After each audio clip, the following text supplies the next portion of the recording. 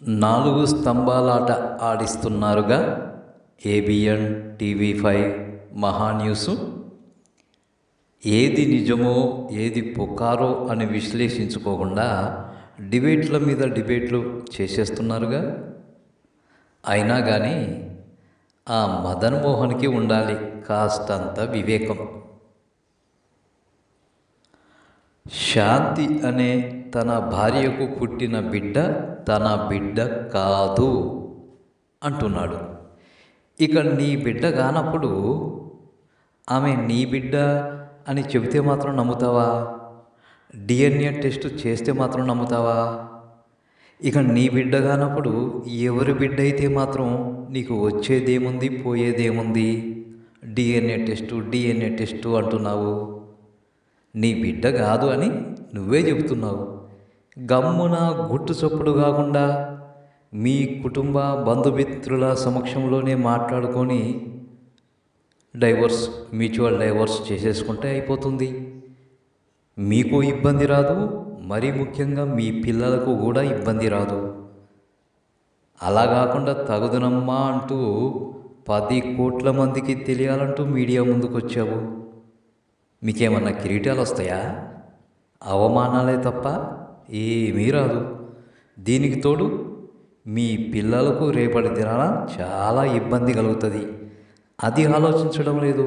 ఎంతసేపు అహాలకు పోయి టామ్ చేసుకుంటున్నారు. అనుమానం రానేకూడదు. వచ్చింది పో, అది నిజమే అనుకున్నప్పుడు ఇక గుట్టు చప్పుడు కాకుండా డైవర్స్ తీసేసుకోవడమే. అంతేగాని నా భార్య నా భార్య అంటావేందయ్యా బాబు? లీగలు ఇల్లీగల్ ఏముండదు. ఇంకా నేను లీగల్ భర్తనే అంటున్నావు. ఇంత జరిగిన తర్వాత కూడా ఇంకా నువ్వు భర్తవానయ్యా? అయిపోయే. ఎప్పుడో ఇక మానసికంగా ఎప్పుడో నువ్వు కాదు అని తేలిపోయింది. నువ్వు కూడా దాని మీదనే ఉండాలి, అదే స్టాండ్ మీద ఉండాలి. ఇంకా లీగల్ భర్త నేనే డిఎన్ఏ టెస్టు అవసరమా?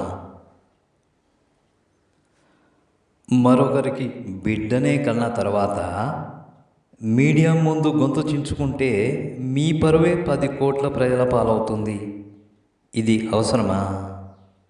ఇది అవసరమా అంట. నీ పిల్లల్ని నువ్వు పోషించుకోగలవు.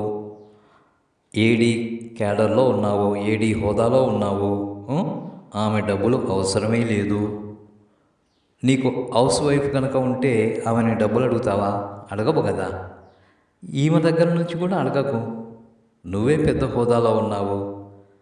అంతేగాని ఆ శాంతి పోతే పోయింది, నీ భార్య శాంతి పోతే పోయింది, నీకు మనశ్శాంతి కూడా పోయేటట్టు చేసుకుంటున్నావు కదా. ఆ ఫోటోలు గట్రా చూస్తే ఎవరైనా ఏమంటారు? మరి మీరంతా పోయి విజయసాయి రెడ్డి మీద పడబట్టే. ఇక మరోవారు ఆయనకు వ్యతిరేకంగా ఉండే మీడియా అదే పనిగా ఆయన మీద డిబేట్లు చేయబట్టే నువ్వు విదేశాలకు వెళ్ళడానికి ఆయన ఏదో సహాయం చేశాడు అని మీరే చెబుతున్నారు. అంటే ఆయన చేసిన సహాయానికి ప్రతిఫలం ఇదన్నమాట, నిందలు అన్నమాట. నీలాంటి వారినే అంటారు కృతజ్ఞులు అని, చేసిన మేలు మరచేవారు అని. నీ కుటుంబంలో జరిగినది అనైతికం. దానిని ఇంకా టామ్ చేసుకుంటున్నావు మీడియాకెక్కి. నీ వెనక నవ్వుకుంటారు సామి, నవ్వుకుంటారు. ఇప్పటికైనా నీ పిల్లలతో నీ బతుకు నువ్వు బతుకు, ఆమె బతుకుతుంది.